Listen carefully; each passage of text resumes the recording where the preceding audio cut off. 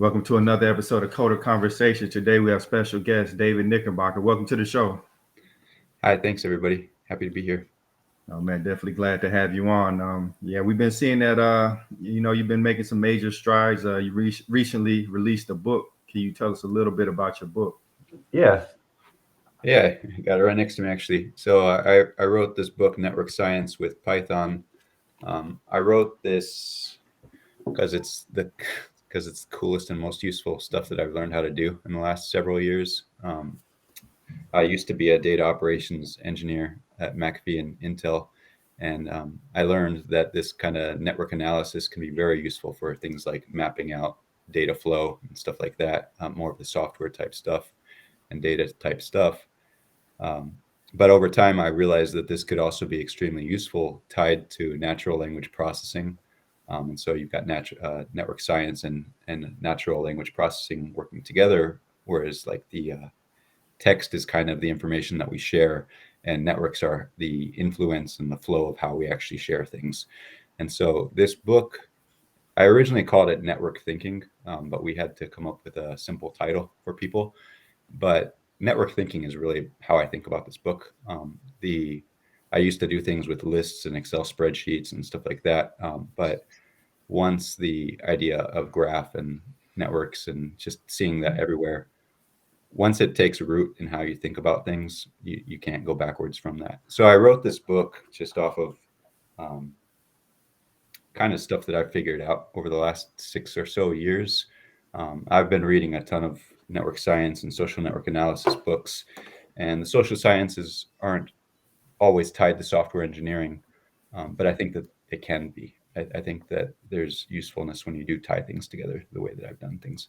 So that's what this book is about. It's an unusual Python book. Um, could be written in any language, really. Uh, Python was just the tool set that I think is most useful for doing this kind of stuff right now.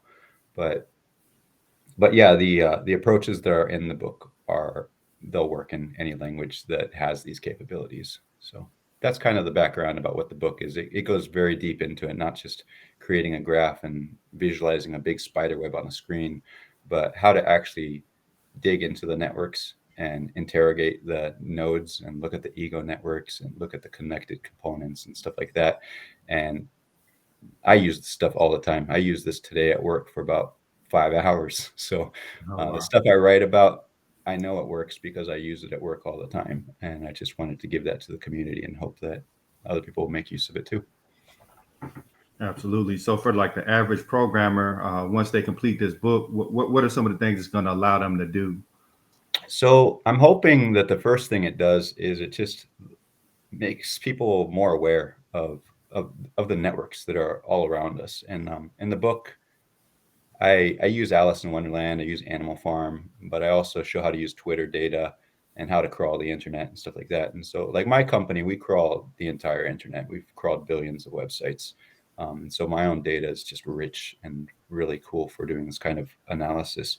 But I want people to understand like that they can look at the relationships and they can like if you just do text aggregation, like just counting the number of times something happens, that can give you a little bit of insight, but it doesn't even scratch the surface for the depth of the insights that you can do if you actually construct a network and look at the page ranks, look at the communities and stuff like that. So to me, it caused kind of an explosion of thinking. Like I feel like the moment when I figured this stuff out was just kind of a life changing moment for me. So really, I want like the biggest thing I want is network thinking, like just cause a shift, I guess, in how people think about things and give them the tools to actually dig into it.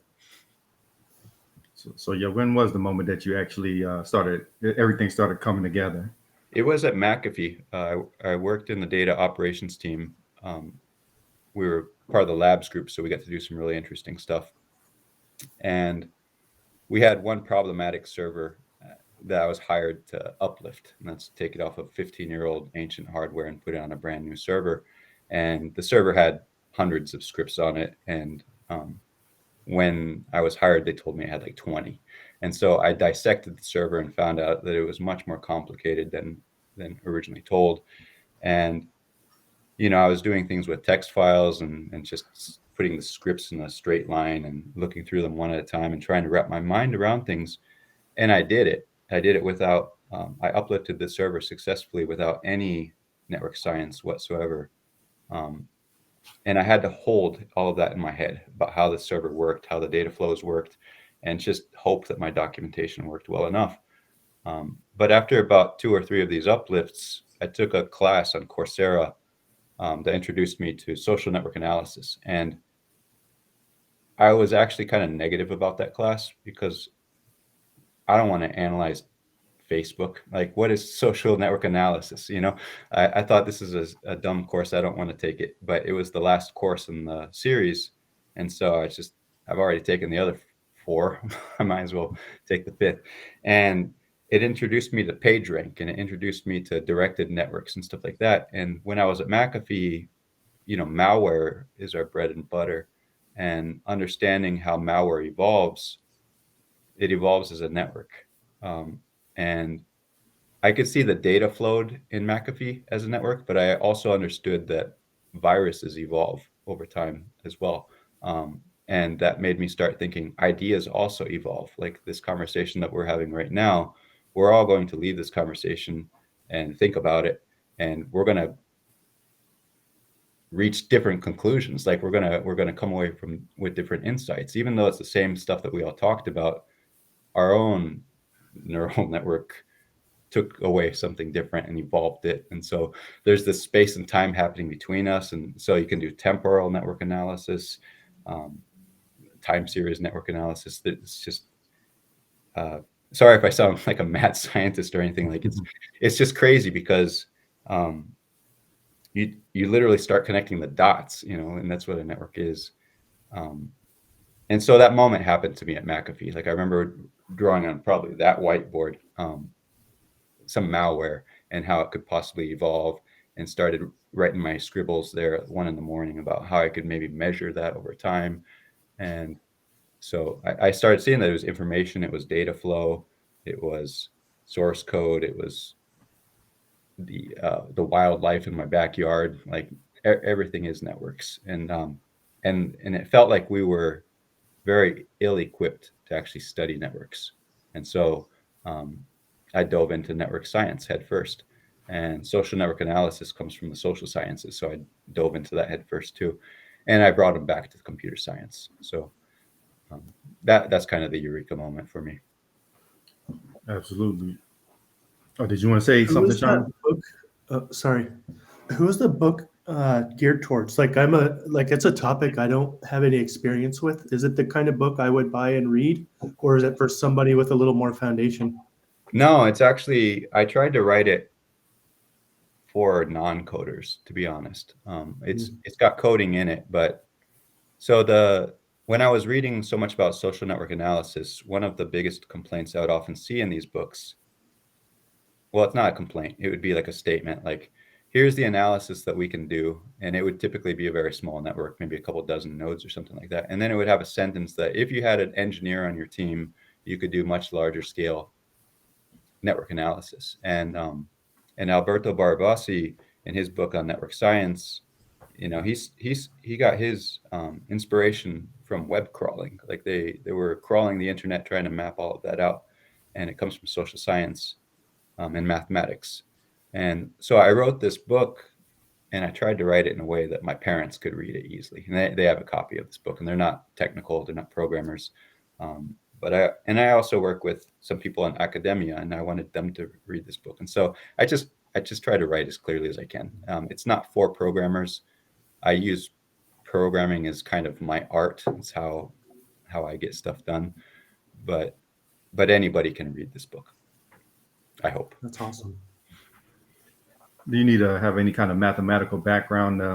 No, the chapters. So like one chapter will be on centralities, and there's a lot of math involved in that.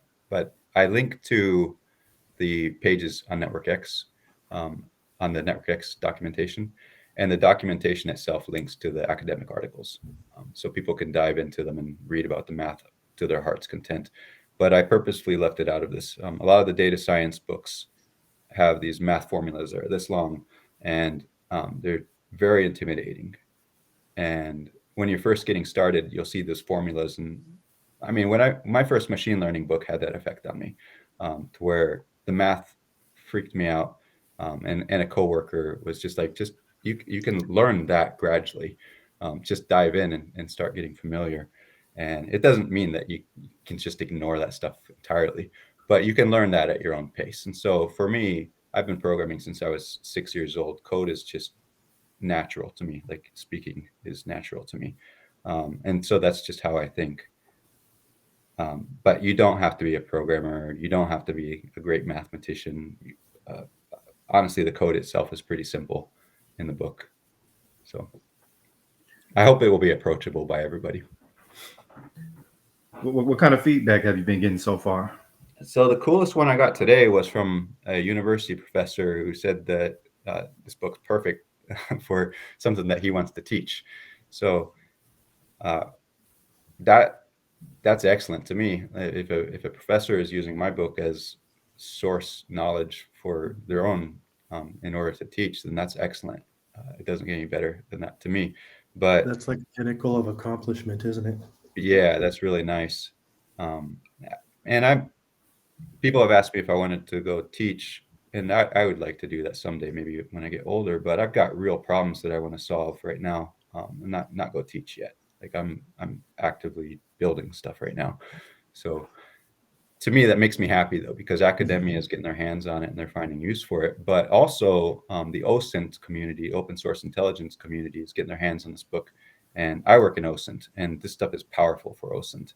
And that makes me extremely happy to see them getting it, but not only getting it, actually using it and sharing screenshots with me that they've taken. Like, check this out. This is what I've done. This is the data source that I've used and stuff like that. So it's cool because,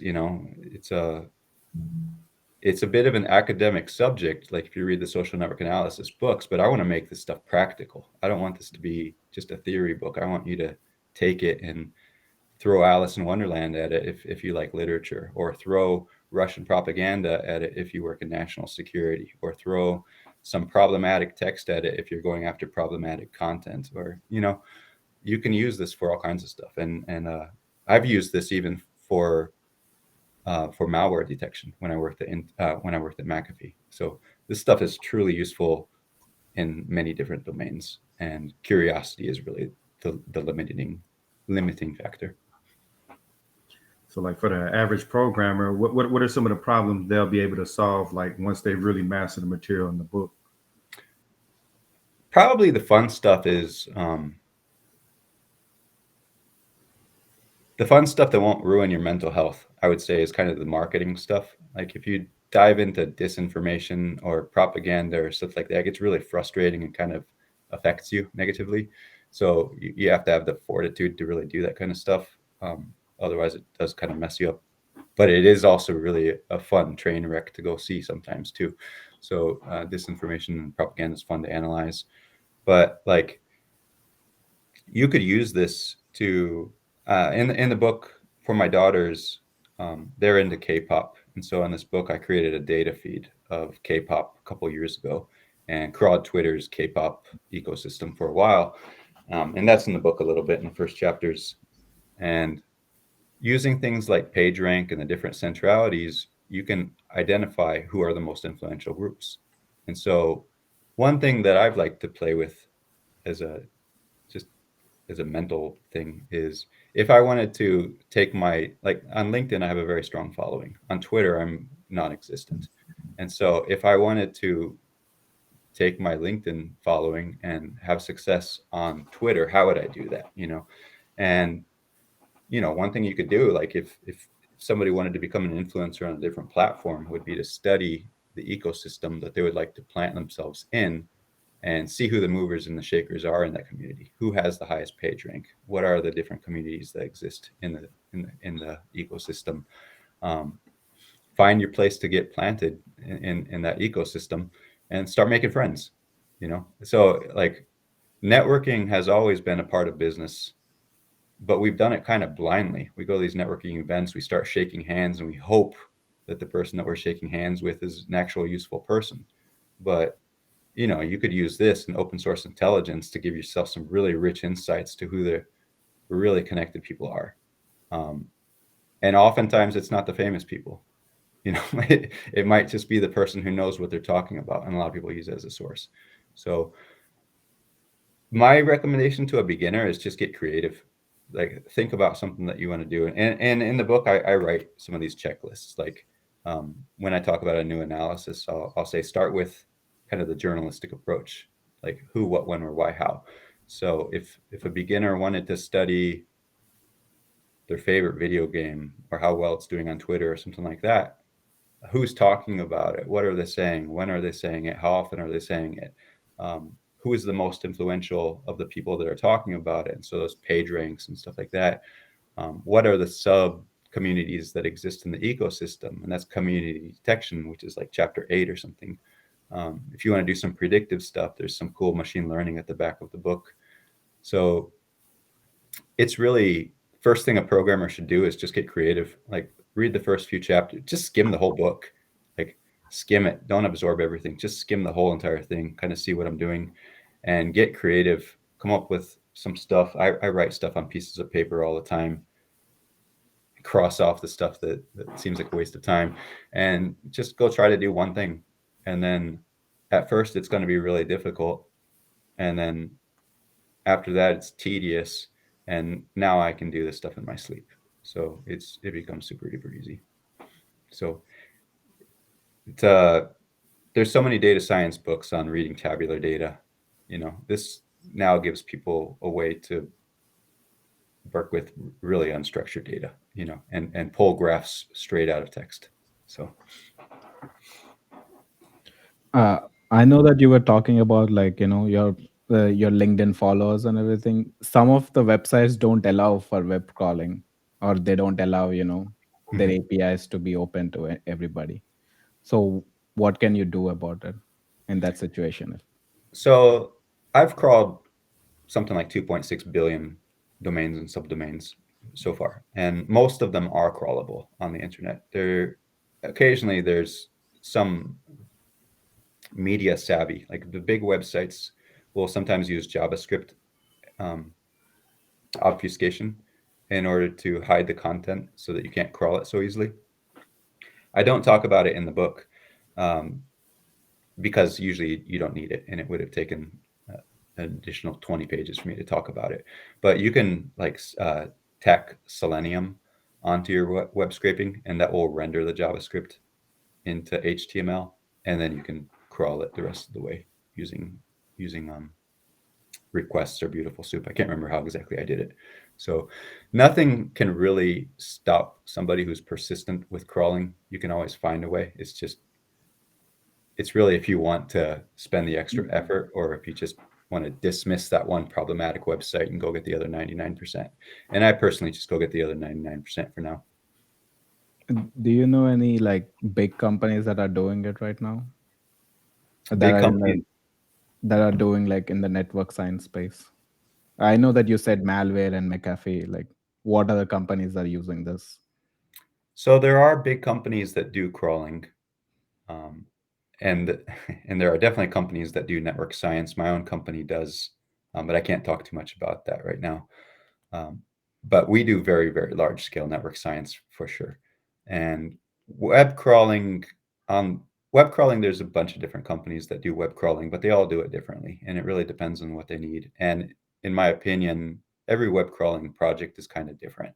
So, like, some people are going to want to just pull tabular data off of a website. So their crawling project might be to just pull data off of these 5 websites every now and then, and you don't need something large. But there are large scale companies that do crawling as well. I don't have their names off the top of my head, but I've looked them up. So Yeah, the idea that you gave, like, like finding the top influencers in a specific topic on LinkedIn. I mean, it seems like $1 billion idea if somebody is actually implementing this. Yeah, I suspect that's why Microsoft bought the data, bought LinkedIn, because now they have our data. Now they can see our networks. Like, that's to me, text data is just gold. and the internet is made of text data mostly, or I can't say mostly, I'm sorry, that's a dumb thing to say. The internet has a ton of untapped text data on a wide range of topics. And so when I learned how to do web crawling, and when I learned how to do, to use the Twitter API, it was like getting my hands on just a vault of gold ingots, like there's just rich content on any topic that I want to study, and I can find importance and stuff like that. LinkedIn, to me, I'll be honest, LinkedIn has been so problematic for crawling that I just gave up. But I know that other people do it. It's not worth it to me to do it. So I just don't. There's other ones that I go after.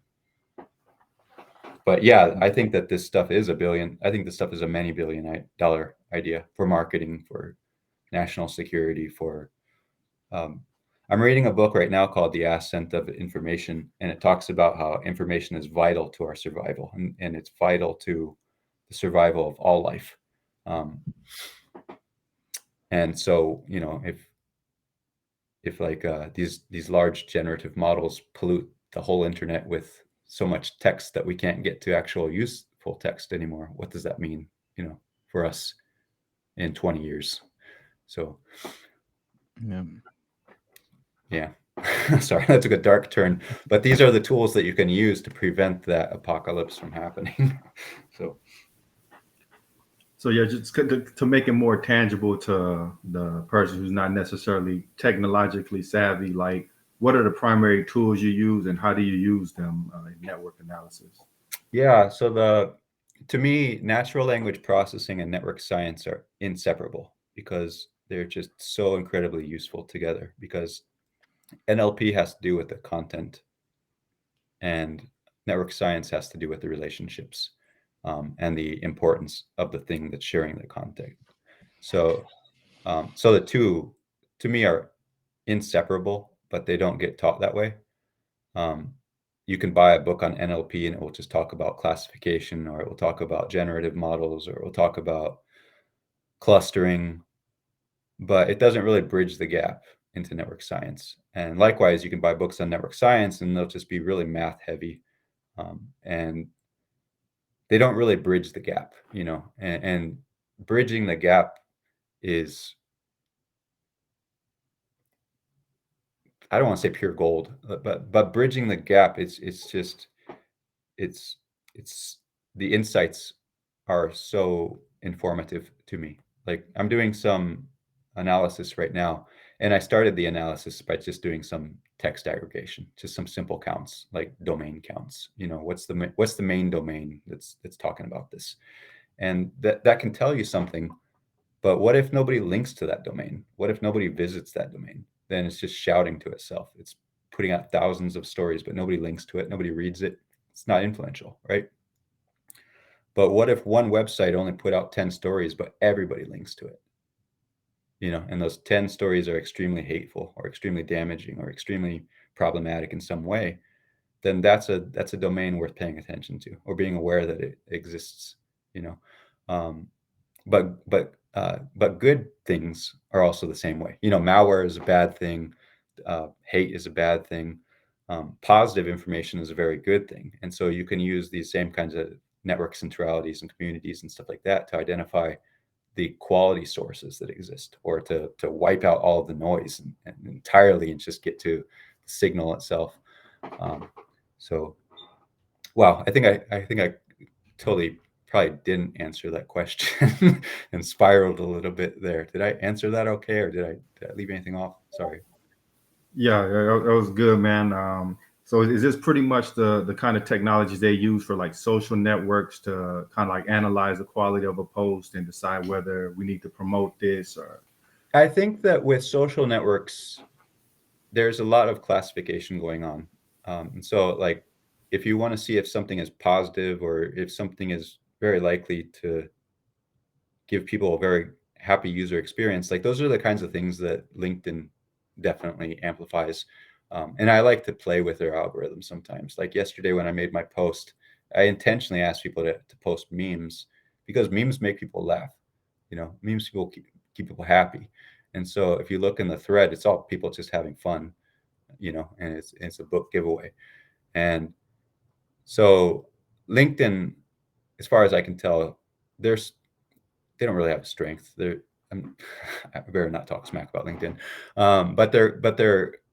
but they seem to use these classification models. At least I can pick up on that. Like if you post something really positive, it will do really well. If you post something really positive and it has a picture, it does even better. If you post something really whiny, sometimes it will get stuck at 30 views and it will never go anywhere. It's like the model just suppresses it. And those models are pretty simple to create, just positive or negative. But personally, I like to create models that are a little bit more sensitive to emotions and things like that. It's like, this is happy, this is hateful, this is violent, this is et cetera, et cetera. And models can pick up on that kind of stuff too. And, it's possible that these social networks have these kinds of classifiers too, and they use that kind of stuff. Like if they had a hate classifier, they can push that stuff way down. If they have a sensitive material stuff, they can push that down. So, or if they have a positive classifier, they can push that stuff up. So these classifiers can be used for both different types of things. But also on social, a social network is a network. And so I don't know how exactly their network analysis stuff works or how well they do it, if they do it at all.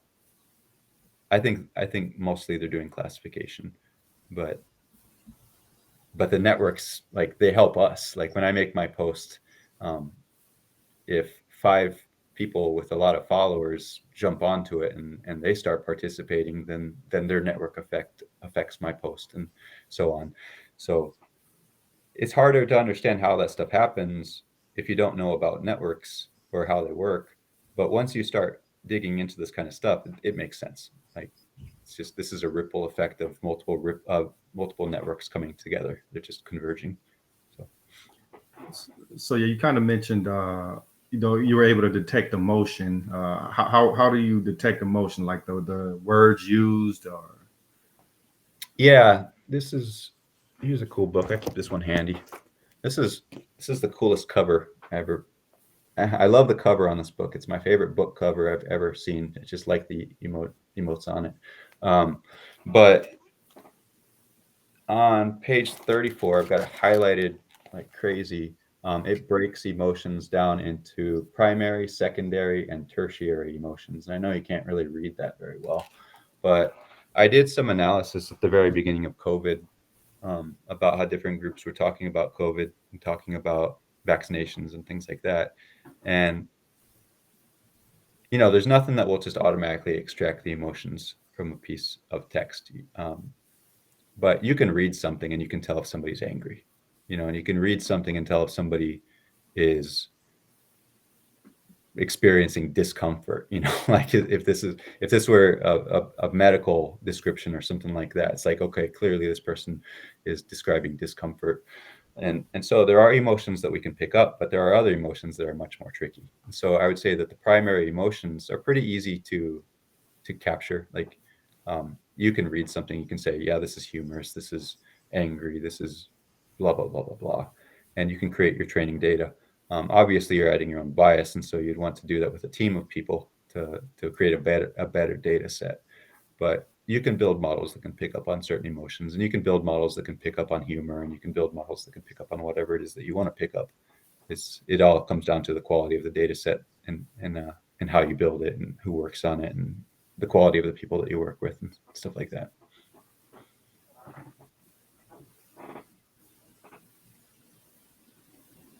So yeah, I know your software career kind of spans over 20 years. Can you give us a little bit about your background and what kind of led you down this path of network analysis? Yeah, it's wild. I grew up on a tiny little tropical island in Japan. I moved to Okinawa, Japan when I was 6 years old, and I lived in Japan for 28 years. And so most of my adult life was actually in Japan. And as such, I don't really feel like I'm from anywhere because I didn't grow up in this country. I grew up outside of this country and as a foreigner. And so I lived over there in Japan, and there was a U.S. military. I mean, there is a big U.S. military presence on Okinawa, Japan. And so I worked teaching English to Japanese elementary schools for a few years, and that was great. teaching like 4th to 6th graders how to speak English.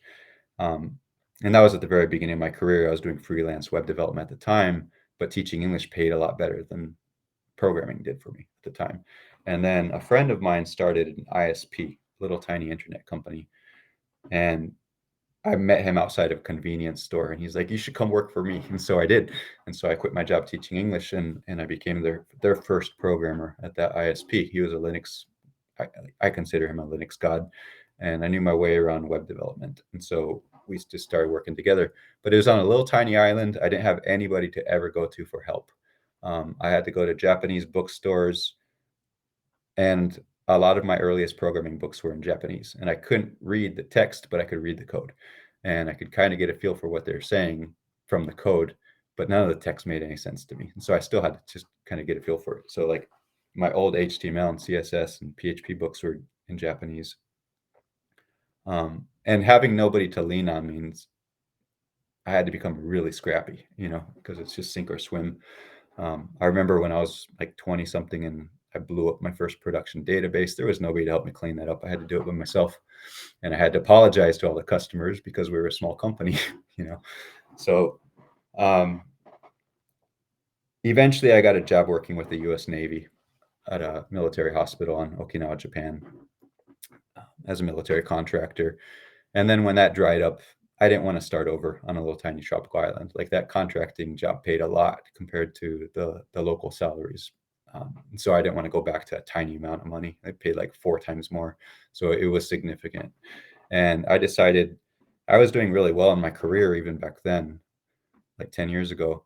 And so I thought, I want to go see what I can really do, and moved to the West Coast.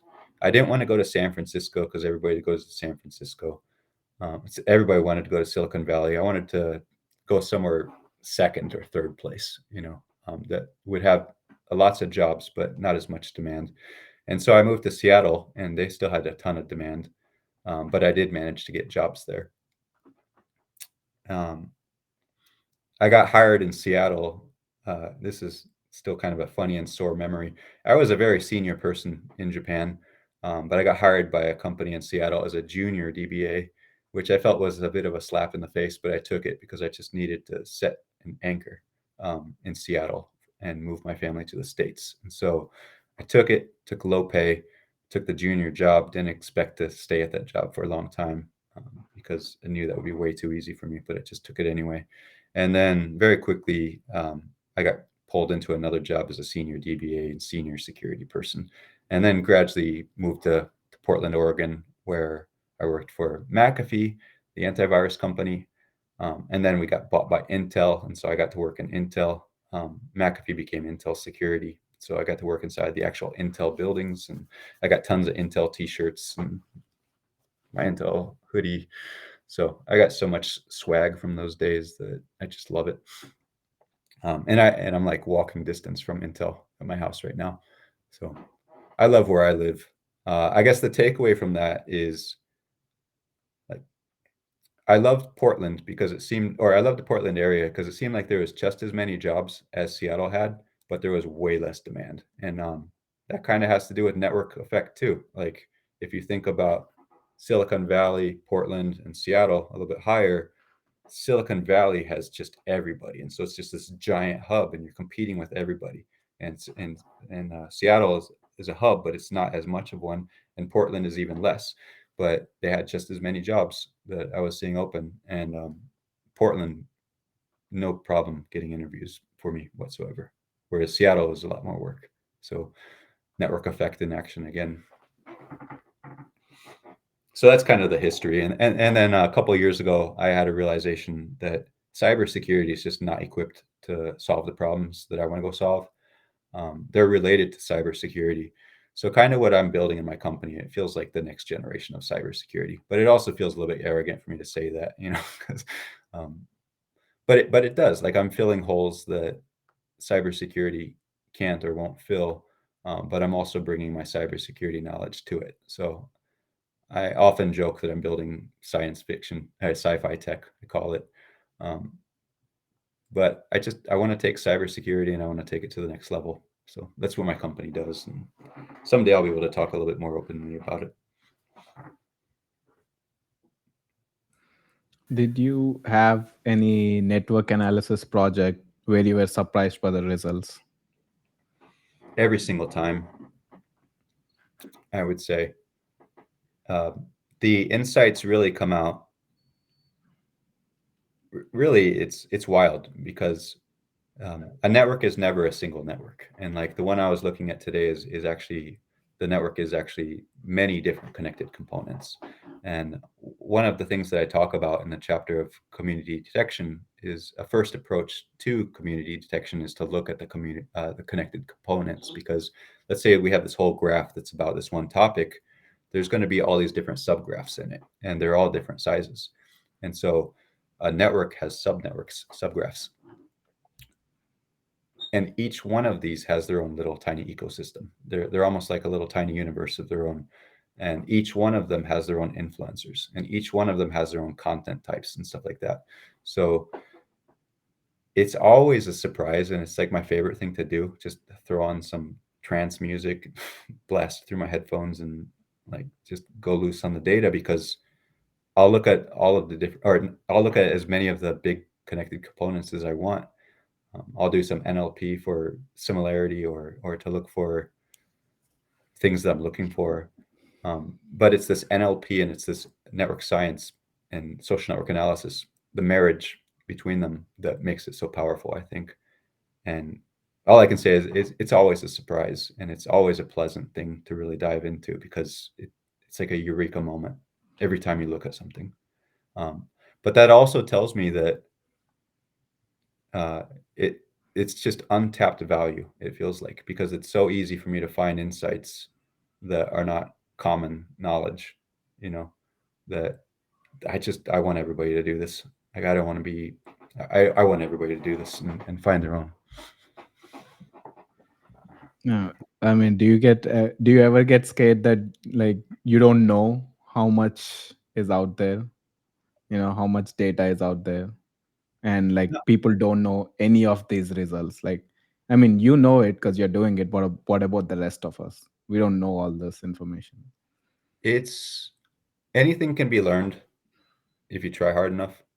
Uh, my wife actually printed off one of my quotes and hung it up downstairs. Um, but it came from one of my posts, and like I I grew up just learning wherever I could. Like I said, I was learning from Japanese books, and I was learning from just whatever I could get. And so what I said back then was that whatever it is that you want to learn, if you try hard enough, you will. And it doesn't matter if you go to the library, if you go to MIT. If you want to learn something badly enough, you will. And you just can't be afraid to learn. And you can't be. It's very. It's like jumping into the deep end. And so I understand that it's terrifying sometimes, and it feels like information overload. Like, where do you even start? This network stuff is too much. It's too big of a topic to really understand. But everything is just one step at a time. Like, how do you create a network edge list? That's the first thing you do, and a network edge list just has a source and a destination. So, okay, that's easy. How do I create a network edge list from a pandas data frame? Do I have two things that are related to each other? Great. Let's rename those columns as source and target. You know, um, from that, you can create your network edge list. Okay, what's the next thing? How do I create a graph? Um, it, I actually got stuck on that part for a long time. Like, great, I've got this data. How do I actually create a graph that I can work with? NetworkX has a cool function called it's like NX from pandas edge list or something like that, and you just feed it a pandas data frame directly. When I saw that, that just accelerated everything, because I could go from pandas data frame to a graph and analyzing it in no time whatsoever.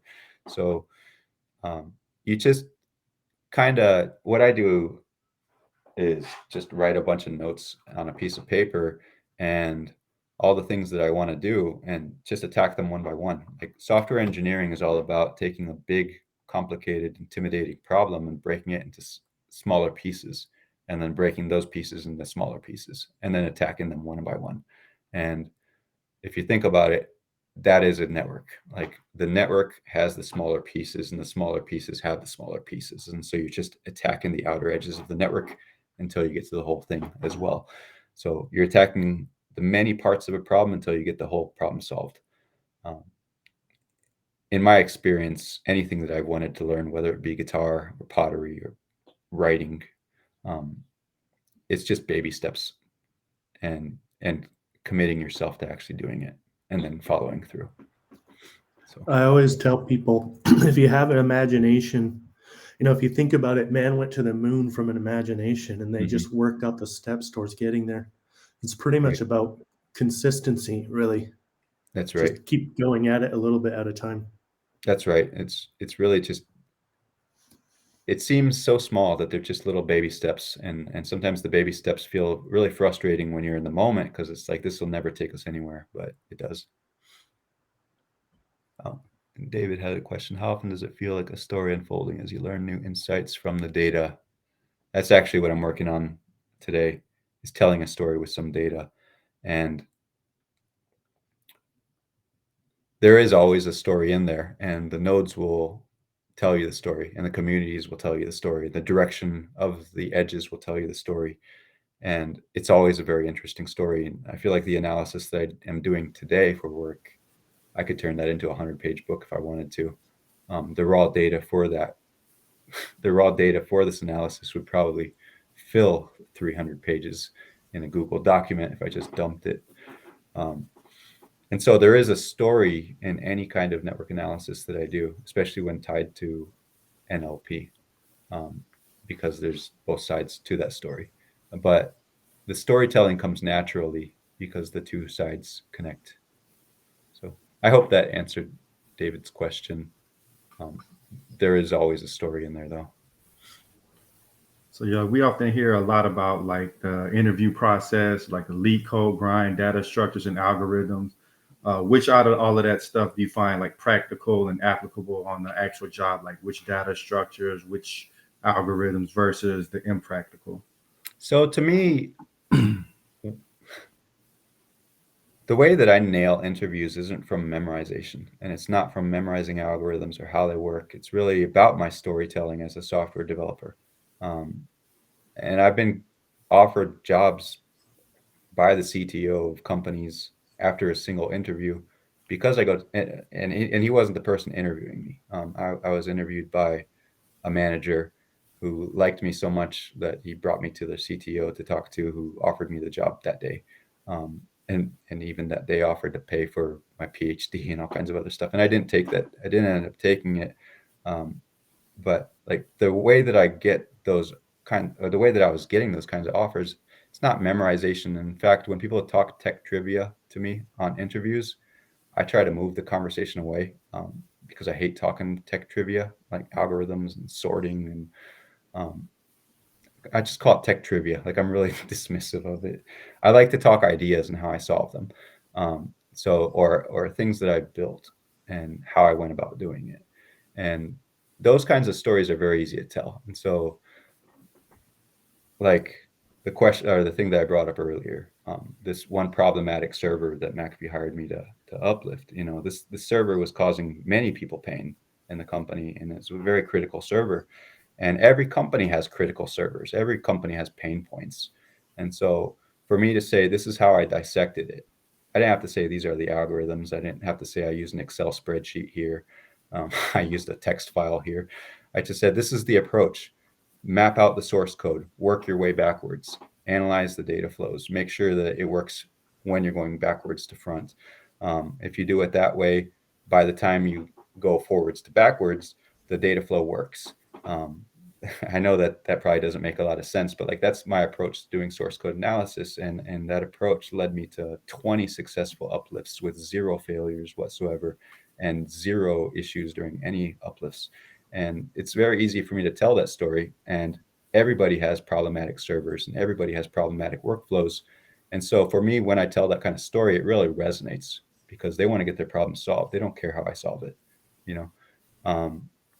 So I kind of hate those kinds of interview type things, like learn these algorithms, blah, blah, blah, blah, blah, because they're not really differentiators to begin with. They're just stuff that everybody learns. And you do need to know them. Like, you have to have a strong foundation in order to be successful, but you should have that strong foundation anyway. You should go get it. Like, you should go figure out what the best practices are. You should always be learning, always be reading. But like, I shouldn't have to describe that in an interview. I'd rather talk about how I solve problems. So like, I've actually failed interviews badly because I refused to interview. I refused to talk tech trivia. Like, it was a Spark interview and they wanted to go into Hive internals. And I said, nobody, like, I don't want to talk about Hive. And they didn't like that. And they kept like, well, we need to talk about it. And I was like, no, I'm not going to talk about this. Let's talk about what kinds of data flows are important to you. You know, let's talk about the kind of work that I will be doing. Like, what kind of problems will I be solving? What does your company do? Do you make slot machine video game apps? Like, do you do medical stuff that's going to save lives? Like, let's talk about that, and let me tell you about how I do stuff. So, but for a beginner, to ace interviews, always be learning and always be building. Like, you can't count on an employer to train you. I'll just say that. Employers should offer training, and the best ones offer tuition assistance and offer training and reimburse you for books and stuff like that. Oh, but take care. But you have to always be learning. You have to always be reading, and companies will give you some training and some resources and stuff like that, but they're usually the resources for the things that they want you to learn. Like, one company wanted me to go be DevOps. I didn't want to go be DevOps. I wanted to go learn data science, and so I did. If I only followed what companies wanted me to learn, I wouldn't be doing what I'm doing right now. I wouldn't have my own company right now if I followed what my managers want me to do. You have to be independent. You have to go learn what you want to learn, and you have to be persistent about it, and you can't let anybody stop you, including your own manager. You just have to just do what you want to do. If you can't learn that stuff on the job, you have to learn it outside the job. It's your brain. Like, yeah. If you have like a manager that's kind of trying to push you down the path you don't want to go down, how do you approach like saying, no, I don't really want to do that? Well, you got to keep them happy. But in my experience, those managers are never your managers forever. And eventually they go away. Or eventually you go find a new team to work on. So you have to always be learning the stuff that interests you and thinking about what the next step is. But you also have to keep that manager happy. So, you know, I did go study some DevOps. I do have some DevOps books behind me on this bookshelf. I actually do love things like infrastructure as code. Like, when I was reading that book back in like 2017 or whatever, that was fascinating to me. And now everything is infrastructure as code and endpoints and stuff like that. So it is good to learn DevOps. Everything that you learn is going to be valuable. And I was on a data operations team, so it was very valuable for me to know that kind of stuff. But you also have to keep yourself mentally happy and curious and creative. And so that means that you have to be studying the stuff that you want to learn. So I am always reading books, including stuff that is outside of my domain, just because I learn the most useful stuff from the adjacent sciences, I often say. I feel like I missed a question. Did I miss one, or did you? David says, what does a company do? What problem needs to be solved? I can definitely understand that. The technical details can be fun, but at the end of the day, it's the problem being solved that's important. That's right. Yep. That's to me the yes or no for whether I'm going to take a job or not. Like, to me, I made a commitment to myself a couple of years ago that I would only use data science to benefit society, to benefit humans. I'm not using it to make people profitable. Like, I don't want to just make people's investments better. I don't care about that kind of stuff at all. So the problems that I go after are kind of, one, I like to solve the problems that nobody's even looking at. Maybe they don't know how to solve it. And so, like, that's where this NLP and network stuff is very, very useful, because this isn't common knowledge. And that's one of the reasons I want to make it common knowledge, is so that other people can go solve these things too.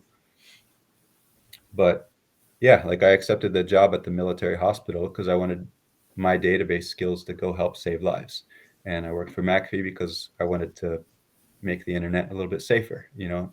And I created my own company because I wanted to make it a little bit safer beyond what I feel that cybersecurity can currently do. I'm going to take my swing at make it even better. So, yep.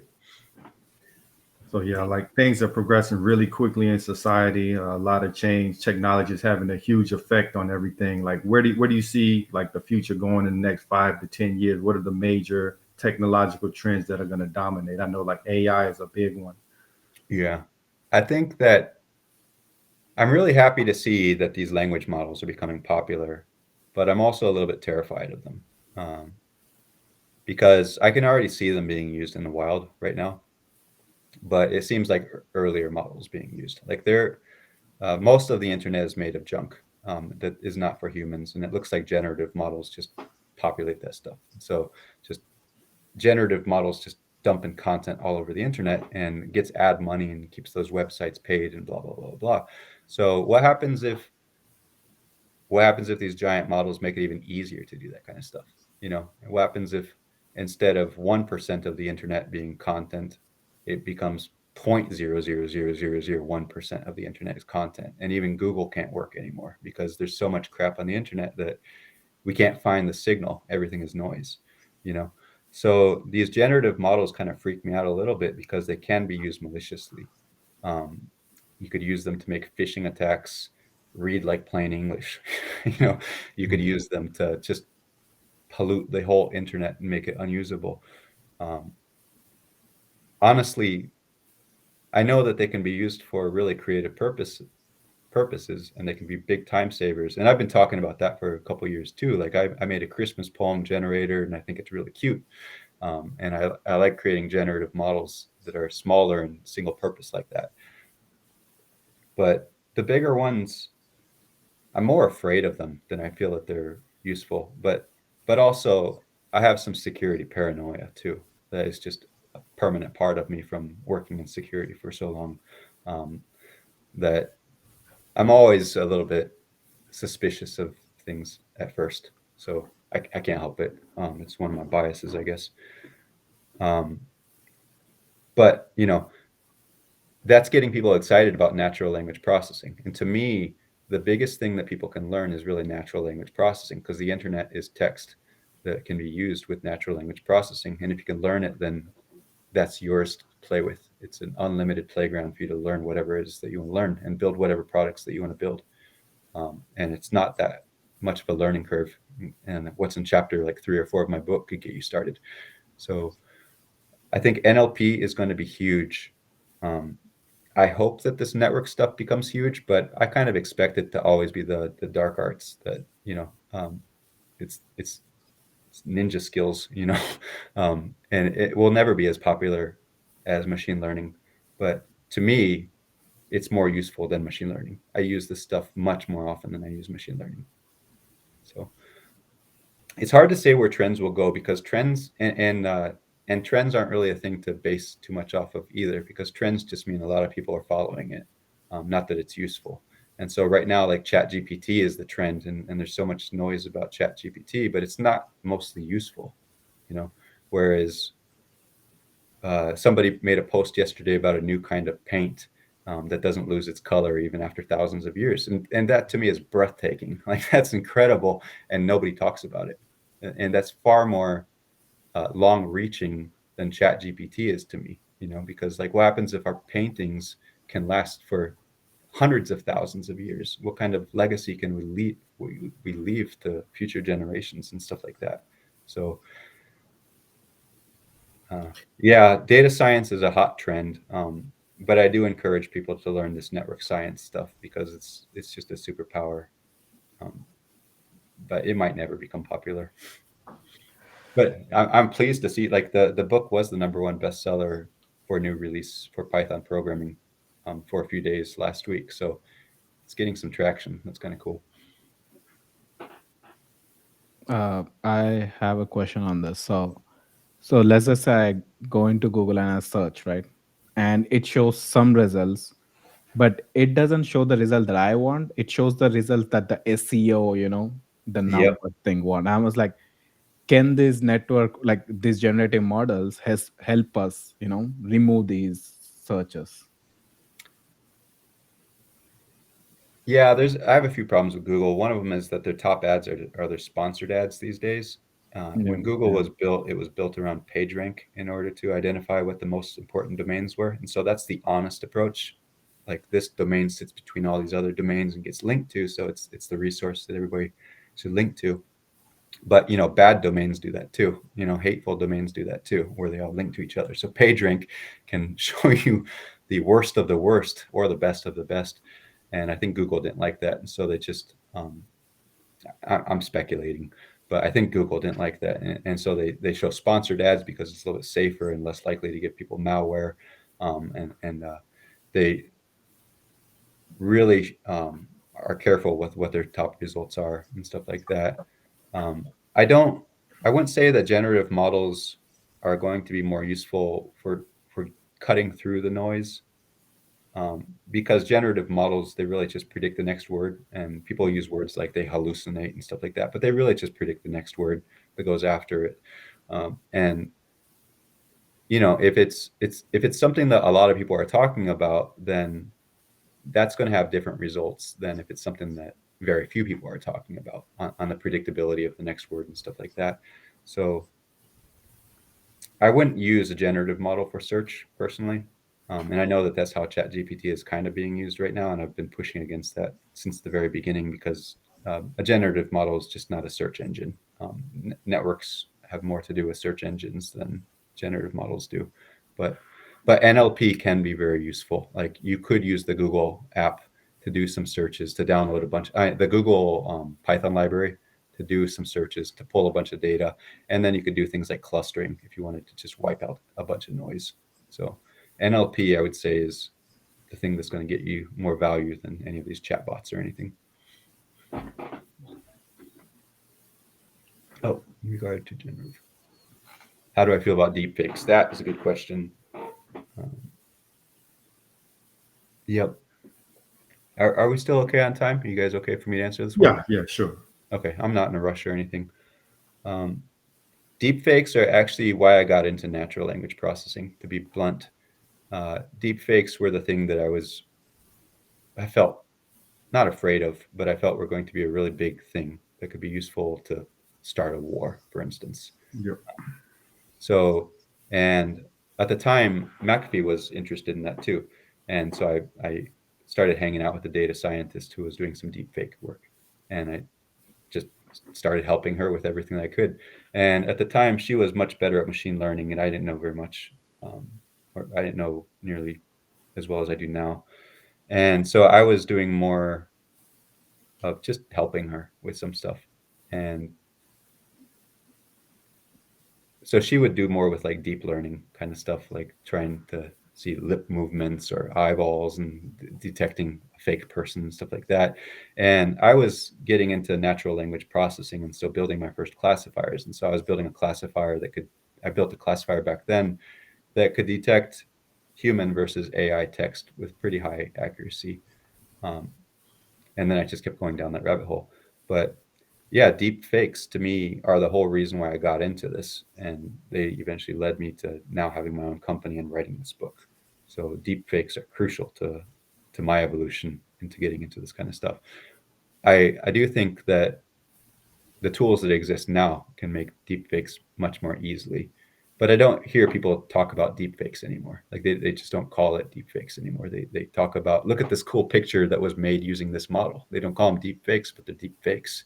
They're just not being used to mimic an actual person, except for the profile picture ones that are all artsy and stuff. But Do yeah, you work? go ahead. Oh, go ahead. I was just saying, do you wonder, do you worry about like humanity kind of dumbing itself down as we continually rely more on AI to produce articles, and it's kind of like a self-fulfilling cycle. If we're not producing new content, then the AI is analyzing almost itself, like it's no longer analyzing. I think that right now we are at the mercy of bad people who understand network science and understand network influence. Because if you can divide a population, then you can more easily attack a population or control a population. And so, like our own ecosystem is very divided to the point where people can't even be friendly sometimes. And so there's the dumbing down part, but I think that the dumbing down part can be intentional. And I think that the divisiveness part can be intentional. And that's some of the stuff that I do for work, is understanding influence and understanding flow and understanding how ideas get moved and evolve, and where they start and stuff like that. And because, like, who needs to shoot bullets when you can convince people to not get vaccinated, for instance, or stuff like that, you know? And that becomes even a divisive thing to talk about, you know, like that's how influenced we are. So dumbing down, I'm less afraid of, because we are being influenced right now, and I can see it easily because I know how to do this kind of stuff. That to me is more of a threat than the dumbing down part. But regarding the dumbing down part, that kind of gets back to what I was saying about how these generative models could just create a bunch of crap text on the internet and take our signal from 0.01 to 0.00001, you know, to where search engines don't even work anymore. What happens if we can't get information that we need anymore? Like, what's that going to do to us?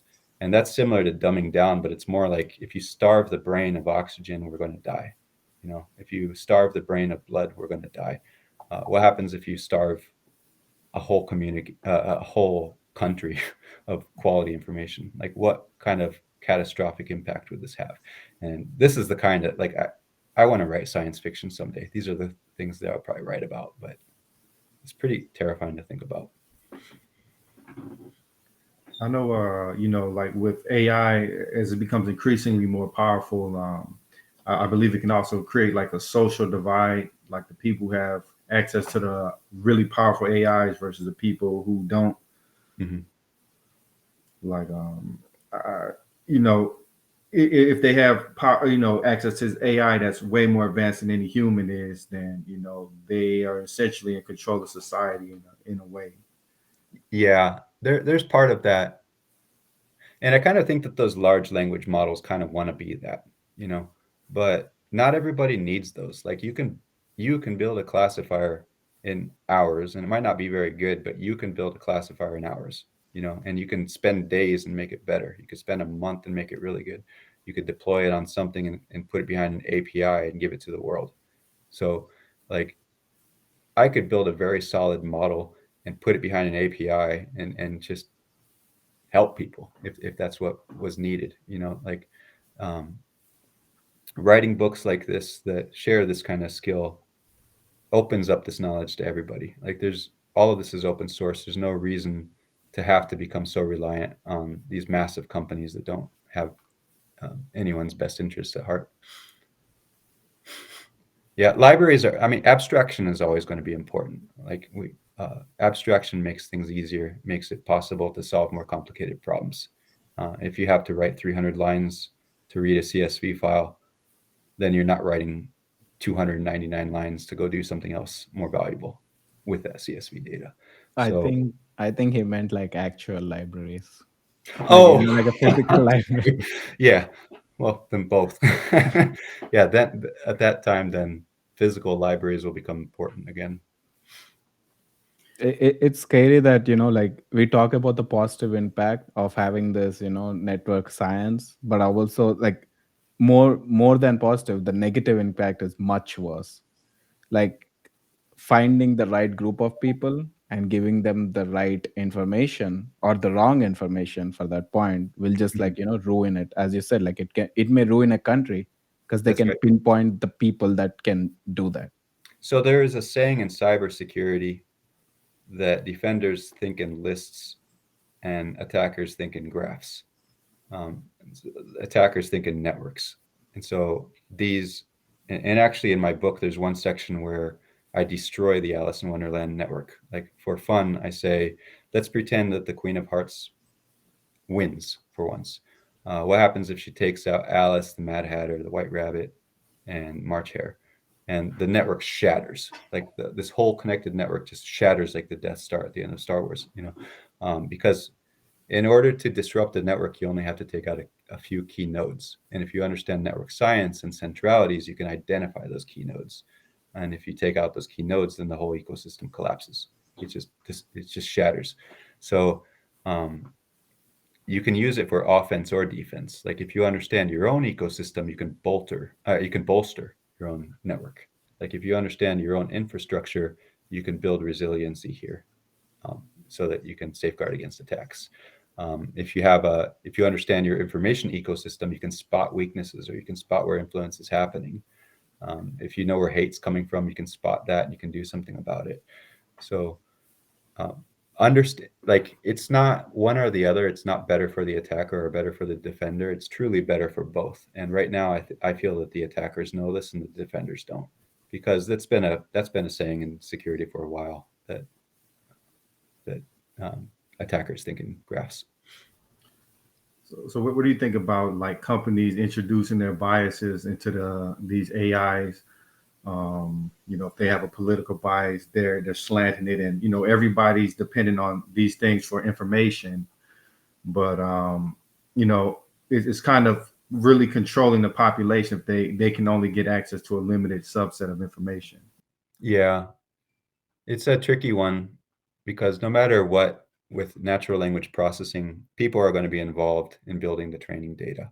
And somebody's going to say this should be included and this should not be included. This deserves a label of 1 and this doesn't deserve a label of 1. And so when you work with, if it's just one person creating the training data, then bias can easily get in. If you have 10 people working on it, if you have 3 people on it, then you can have a vote, whether this belongs, whether it doesn't belong. You have 10 people working on it, then it's even better. And if you, for instance, were to build some kind of community feedback way, then it can be even better, because then it's learning off of many, many more people, and it's less susceptible to attack, poisoning the training data and stuff like that. So with natural language processing, in data science, they always say to remove the bias, to make the pure data sets that are needed for machine learning and blah, blah, blah. But with natural language processing, everybody is just doing their best, in my opinion. And you'll know very quickly if the model doesn't work off of good data. And if it's not usable for your customers, they'll tell you very quickly and stuff like that. But everybody does build their own models. Like LinkedIn has their own data science team, and those teams have managers, and those managers probably dictate as much bias as the people who are creating the training data themselves. So How can like a normal person protect against all this? Like if you're a programmer, yes, like it may take you some time. You can create your own models. You'll know what the biases are. But what if there's a normal person on LinkedIn, doing his thing? How can he protect himself from this, either positive or negativity, I guess? we're kind of at the mercy of the data science teams of whatever platform that we use, and that's unfortunate. And LinkedIn, I've actually blocked their trust and safety team, because they're unhelpful, and I got tired of reaching out to them. And so instead of being frustrated, I just blocked their whole team, so I'd stop sending them reports, because they're not going to do anything about it. So they have their own bias. They're very loose about what they allow. They allow a lot of bad things on LinkedIn, but because most people are pretty tame on LinkedIn, we don't see it very often. You have to go look for it on LinkedIn to find it. Whereas other social networks, they all have their own different data science teams, and their models are going to behave differently as well. My favorite game to play with LinkedIn is I like to toy with their models. So like if I have something that needs to be said and is a very serious thing, I'll play with their sentiment models, and I'll post it in a joking way, and I'll put a bunch of LOLs and just make it into a fun post, but it will not be a fun post. And so if I can't beat them, then I'm going to at least have fun with their models, because the only other alternative is to just quit their platform. So Sure. So yeah, it seems like you have a pretty big following on LinkedIn. Has that following like made any interesting opportunities available to you? yeah, and yeah, the following is pretty incredible. I never expected it to happen, and it just happened because I was thinking about that yesterday. I was reading a book called The Code Book, which was about encryption, the history of encryption back in like 2017. and I was just sharing some of the stuff that I was learning from history of encryption, and me and my daughter were making our own encryption algorithms, and I challenged people on LinkedIn to break our encryption, and I'd buy them a copy of the book if they did. And so people tried and they couldn't beat it. So I think I bought maybe one person a book just to do it as a giveaway or something. But like I had like 500 followers back then, and I was just having fun, and I just wanted LinkedIn to be fun. And now it's like 31,000 or 32,000 or something like that. And my wife likes checking it more than I do. Like I don't care. I just like sharing what I learn. But it has gotten me opportunities. Like a couple of years ago, I helped with some data analysis that got presented at DEF CON, which was one of the biggest security conferences in the world. Then this book came from me having a LinkedIn following and people being aware that I write about this stuff. I was asked to write a book. I have a company now because of people I know on LinkedIn. So literally, I was able to quit my job at McAfee and create a company because of having a following. And that's not to say that everybody go out and go become influencers. Like my daughter wants to go become a YouTuber. And I'll ask her, what are you going to make YouTube videos about? And she wants to make YouTube videos about video gaming. So it's like, cool, you're sharing information. This is going to help somebody. Go do that. That's an excellent thing to do. But there are other influencers that just seem to be about following. And if there's no content behind that following, it's just dead noise to me. It doesn't mean anything. It's just great. You've been successful on a platform, and but yeah, my following it's just given me so many opportunities. Like I got a company. We're able to go attack really difficult problems that nobody else has really solved yet, and we're doing really well on it. I was in a research paper about Russian propaganda this year that was shared around quite a bit in national security circles, and so that was very cool. And all of this just comes from sharing information. Like all of this just comes from reading the code book and sharing my knowledge. So I don't feel like an expert at anything. I just like to read stuff. And so like right now I'm reading about Julia, and I'm telling you guys what I learned about Julia. Like I'm definitely not an expert at Julia. I know it well enough to make a data frame and create a network, but that's more than somebody who hasn't done that yet knows. So if I share it, then that saves somebody else time. So like, do you have any general career advice for like newer programmers and people really looking to further their career? Yeah. All right. You have to listen to your manager. You have to be polite to your manager because they pay you. But you don't have to listen to them about everything. Like you need to study the stuff that you want to study. Like a job is just a job. A career and a job is different. To me, a career, like I have a career in making the world safer. That's my career. I have a career in protecting information because it protects people. Everything I do is about helping people and about protecting people. And so that's why I work in cybersecurity. That's why I work in what I do now. So my career is that. My job was McAfee. My job was Intel. My job was Nuance and the Navy hospital and stuff like that. Those are jobs. You need to think about your career. You need to think about what is your one anchor. What's the one thing that you want to do? Like, is it to help people? Is it to go be rich? And there are people who want to just go be rich so that they can travel and do stuff. Like if that's the thing you need to do to go do that, figure out how to do that thing and go make your career over that.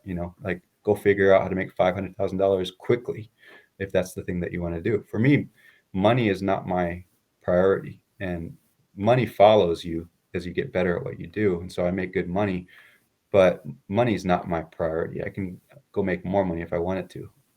I don't want to. Like I'm happy with what I have right now because I want to build this great thing that I'm building. So my advice is to find your career, find the thing that you want to do, then find jobs that map to that career. And when you work in those jobs, you're going to have managers, and some of them suck and some of them are great. Learn from the ones that are great. Learn from the ones that suck. Learn the things that you don't like about that. Like learn how to become a humane person. Learn how to support your teammates when you have a toxic boss. learn how to protect your teammates, learn how to defend, learn how to defend their ideas, like in the worst times. You learn so much from the worst crap, but you also learn so much from the good stuff. Like I had a manager named Bob who to this day I just think so positively about, and he was a very short time manager of mine, but I learned so much about empathy, and I learned so much about taking care of my team and just being a good human being from this person. And I was a bit arrogant before I worked with him, and that went away after working with him. So find your leaders. Toxic personalities, those are not your leaders. People that are trying to solve problems, people that are trying to help people, those are your leaders. Like rally around them, help them solve their problems. I could ramble on about this stuff all day, but learn the stuff that keeps you going, because you are going to have hard times, and it's your curiosities that you can fall back on. Even if you're having a bad day at work, you can open up a CSV file and do 30 minutes of data analysis and restore your balance and and get back to work on the more problematic stuff. So yeah, I could do this all day. Sorry. Yeah, we definitely have to save that for like a second show. Yeah, anytime. What about you, Roger? Do you have any more questions? No.